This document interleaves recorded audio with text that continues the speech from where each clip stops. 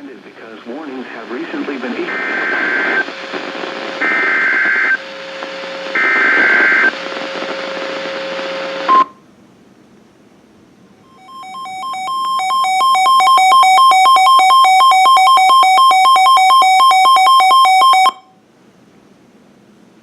Has issued a severe thunderstorm warning for northern Fannin County in north central Texas until 9:30 p.m. Central Daylight Time.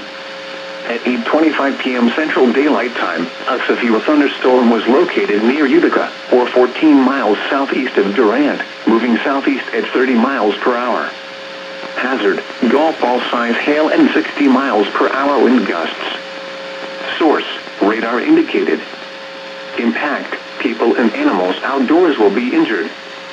Expect hail damage to roofs, siding, windows, and vehicles. Expect wind damage to roofs, siding, and trees. Locations impacted include Honey Grove, Dodge City, Ravenna, Pecan Gap, and Windham. For your protection, get inside a sturdy structure and stay away from windows. A tornado watch remains in effect until 1 a.m. Central Daylight Time for north central Texas.